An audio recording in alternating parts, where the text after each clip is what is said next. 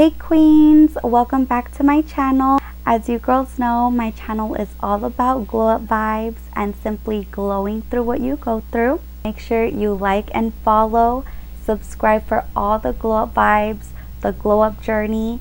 We're in this to grow, heal, and glow together. So in this video, I'm sharing the 7 ways that I'm slowly learning to go through grief. If you've been following me for some time, you know I started my channel during a time where I was going through a very difficult situation. I recently lost my baby Cassie to ATRT brain and spine cancer. It was June 16, 2025, and it was the day that changed me forever. It's been one of the most painful experiences I've ever been through. If you're grieving or simply trying to rebuild yourself after heartbreak, I hope these 7 ways also help you find some comfort and healing as well. So let's get right into it. So number 1, queens, is so important, is that you have to let yourself feel it all. If you need 5 minutes to cry, if you need a day to cry after you go through a traumatic situation, that's okay. You can do that. You should do that.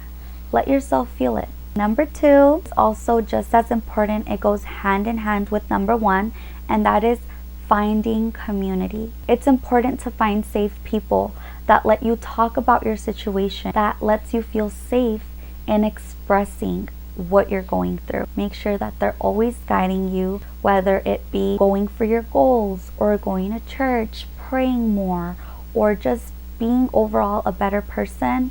That's also just as important as anything else. Now, number 3 was very helpful for me and is very helpful for me, and that has been talking about my son. It's been so healing for me. His beautiful personality, his bright smile, and just all the love he had for food, his family. Just such a joy when I speak about him, because it reminds me of the beautiful things that life has to give, which is just the joy to eat, to live, to laugh, to be with family. And that keeps me centered, and it keeps me reminded that it's not all bad. It does get better. And maybe talking about your situation gets you unstuck from the funk you're in. Number 4 is creative expression, and that has been so important to me.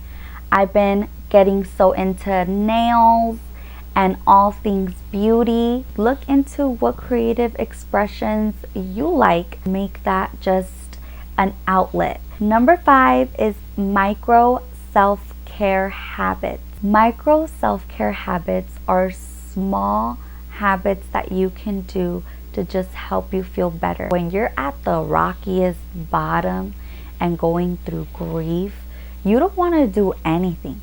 I think having sometimes new items is so motivating. It makes you feel like, I got this new lotion, it smells so good, why not? Let me rub this on.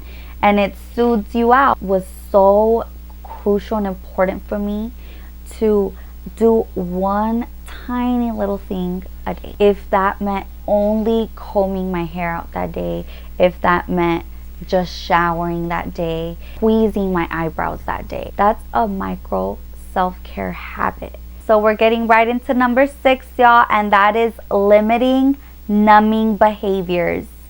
Girl, you know I had to give it to you straight, okay?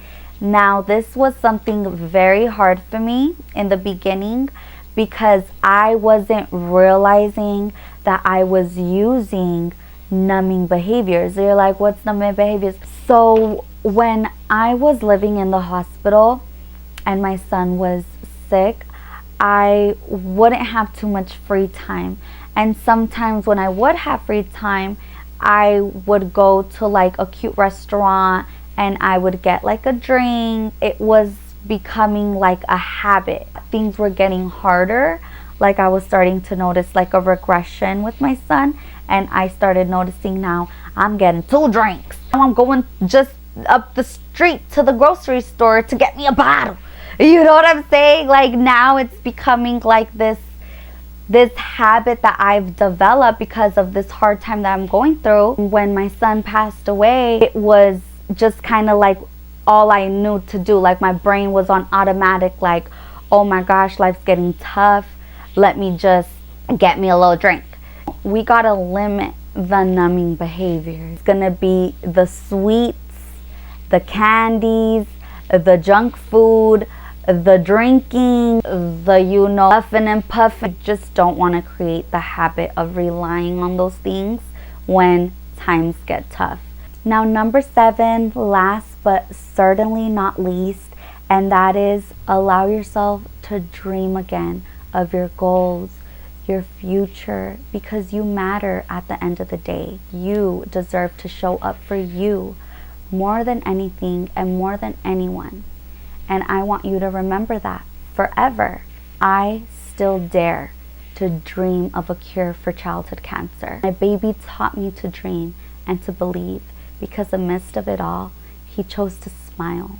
And that keeps me going. Remembering that despite the hardship, despite the trial, you still are allowed to dream of a better tomorrow for yourself, for those around you, because you deserve to create a space that is peaceful for you, to glow, to grieve, to go through what you need to go through, but most importantly, to glow through it.